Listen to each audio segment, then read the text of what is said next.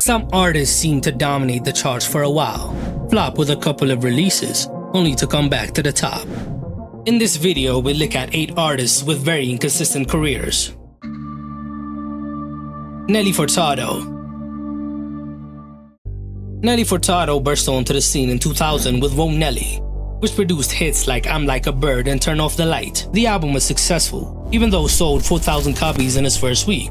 It eventually went 2 times platinum in the US. Her sophomore album Folklore was released in 2003 and took a more experimental approach, and it had an underwhelming performance commercially because of its lack of promotion. It debuted on number 8, selling just 68,000 copies in its first week. After the album was poorly received, many wrote her off, assuming she was just a one-album wonder. Then came Loose in 2006, a massive reinvention produced by Timbaland that turned her into a global superstar. Featuring smash hits like Promiscuous and Say It Right, Loose sold 219,000 copies in its first week and became her first #1 album. It also ended the decade as one of the best-selling albums of the 2000s. However, Nelly struggled to follow up its success. Mi Plan in 2009, her Spanish-language album, had limited appeal, selling 13,000 copies in its first week, and The Spirit Indestructible in 2012 was a massive flop, debuting with just 6,000 copies sold. Her 2017 indie effort, The Ride, flopped even harder, not even charting on the Billboard 200. Despite her talent, Nelly Furtado's inconsistency has kept her from maintaining a steady presence in the mainstream. She made her comeback after 7 years of hiatus, with her 7th studio album 7 in 2024. Even though she tried to recapture her glory with the album, it did not perform well, not even charting on the Billboard 200.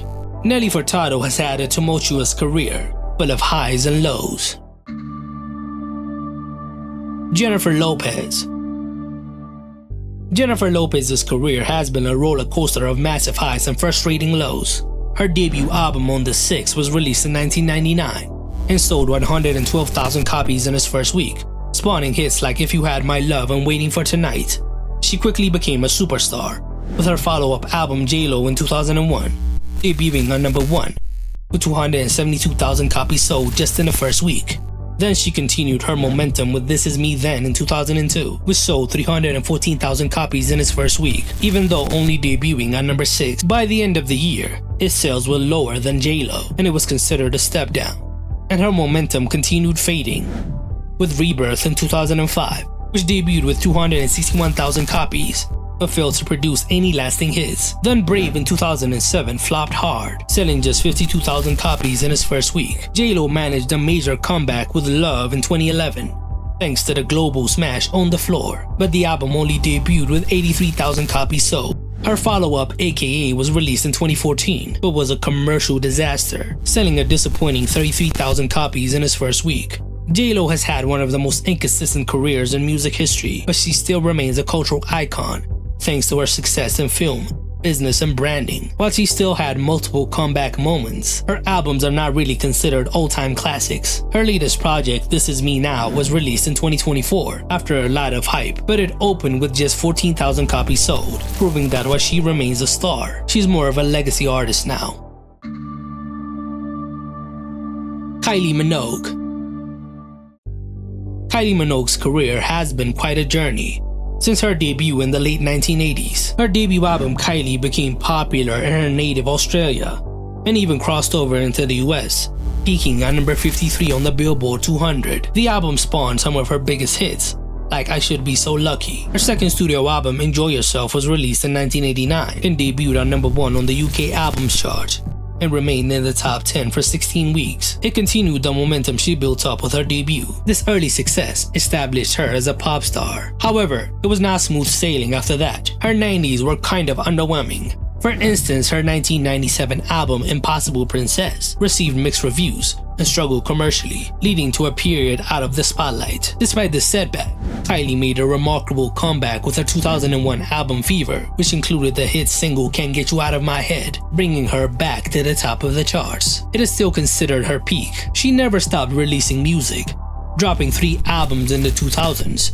and 4 albums in the 2010s, with varying levels of success. Her 2020 album Disco debuted on #1 on the UK Albums Chart, showing that she still had a fan base that was checking for her 3 decades into her career. She continued this momentum with her latest albums Tension and Tension 2, both of which debuted at #1 in the UK. Kylie Minogue has had one of the most interesting careers in pop music, as she has achieved true longevity.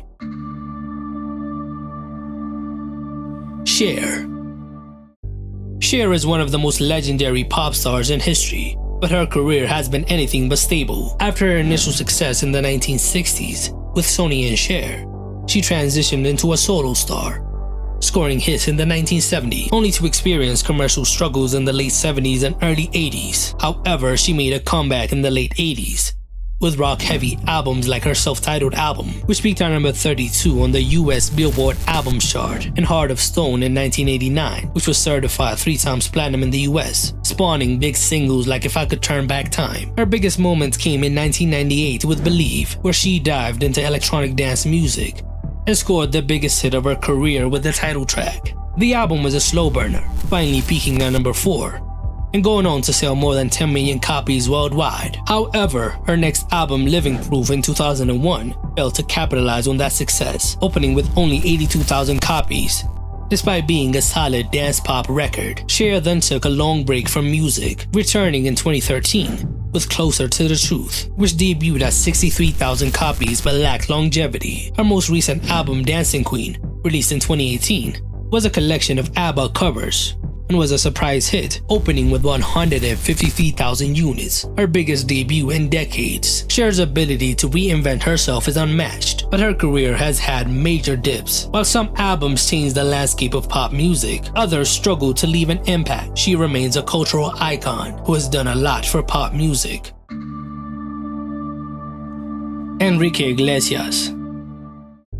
Enrique Iglesias has had an incredible career spanning decades, but his ability to dominate both Latin and English-speaking markets has led to an unpredictable chart trajectory. His self-titled debut album was released in 1995 and became a Latin music phenomenon, being certified platinum in the US, but his English language breakthrough didn't happen until Enrique in 1999, featuring hits like Bailamos and Be With You. The album performed decently, opening at #33 in the US, but it was clear he was growing a global fan base. His biggest era came with Escape in 2001, which debuted with 267,000 copies in its first week, and included hits like Hero and Escape, making it his most successful English language album.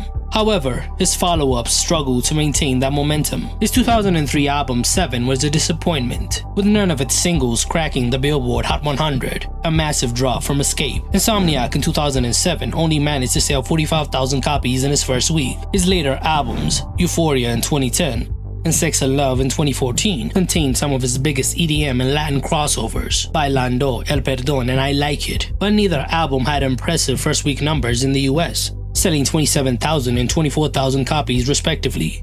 Enrique's career is a classic case of inconsistency. He can produce major global hits, but his album sales fluctuate, especially in English-speaking markets. His ability to reinvent himself has kept him relevant. More than 3 decades into his career, he remains a legend in Latin pop. Jason Derulo. Jason Derulo burst onto the scene in 2009 with his smash hit What You Say, which topped the Billboard Hot 100 and set the stage for a promising career. His self-titled debut album Jason Derulo was released in 2010 and featured other big hit singles like In My Head and Riding Solo, but it only sold 43,000 copies in its first week in the US. Despite his ability to churn out hits, his albums have never performed exceptionally well. His second album, Future History, was released in 2011 and was a commercial disappointment, debuting with just 13,000 copies sold, an early sign of his inconsistency. Things took a positive turn with his third studio album, Tattoos, which was repackaged as Talk Dirty in the US. The album had hit singles like Talk Dirty and Wiggle and kept him on the charts, but the album itself only moved 44,000 copies in its opening week. By the time Everything Is For was released in 2015, Jason's brand had become more reliant on viral singles than full albums, debuting with a modest 22,000 copies in its first week, but it still had hit singles like Want You to Want Me though. His later projects like Two Sides in 2019 saw even less impact, highlighting his struggle to maintain momentum. Even though he has reinvented himself on TikTok, his latest album New King, which was released in 2024, flopped. Jason's inconsistency in making full cohesive projects has kept him from solidifying a legendary career. Sia. Sia's journey in the music industry has been anything but linear.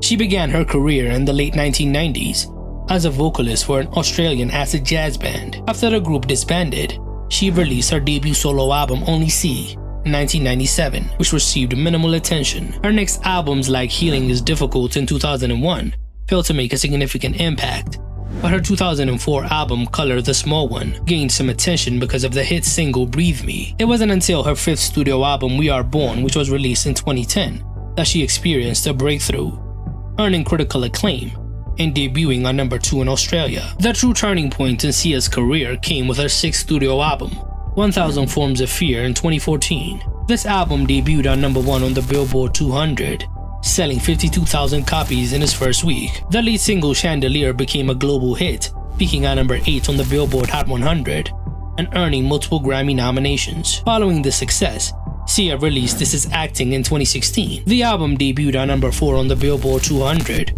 with first week sales of 81,000 album equivalent units. The single Cheap Thrills from the album became her first number 1 hit on the Billboard Hot 100. Despite these highs, Sia's career has also faced inconsistencies. Her 2021 album faced backlash, leading to a decline in commercial performance. She made her comeback in 2024 with Reasonable Woman, but it flopped, only selling 9,000 copies in its first week. Sia's resilience and ability to reinvent herself means that she is now considered a legend in the music industry.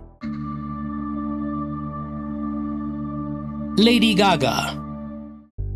Lady Gaga exploded onto the scene with The Fame in 2008, an album that defined a generation of pop music. It sold 24,000 copies in its first week in the US, but grew into a massive hit, Just Dance, thanks to singles like Just Dance and Poker Face. The follow-up, The Fame Monster, was released in 2009 and was even bigger, introducing hits like Bad Romance and Telephone. When Born This Way was released in 2011 and debuted with 1.1 million copies sold in its first week, it seemed like Gaga was unstoppable. However, her career quickly took a turn as she embraced more experimental projects. Art Pop in 2013 was her most polarizing release. Despite debuting on number 1 with 258,000 copies sold in its first week, it was considered a commercial disappointment compared to her previous albums. The negative reception led to Gaga pivoting to jazz with Cheek to Cheek, which sold 131,000 copies in its first week, but was largely ignored by pop audiences. She rebounded with Joanne in 2016, which debuted selling more than 200,000 copies, but its stripped-down country pop sound left many fans divided. Her biggest comeback came with A Star Is Born in 2018, when Shallow became a global phenomenon,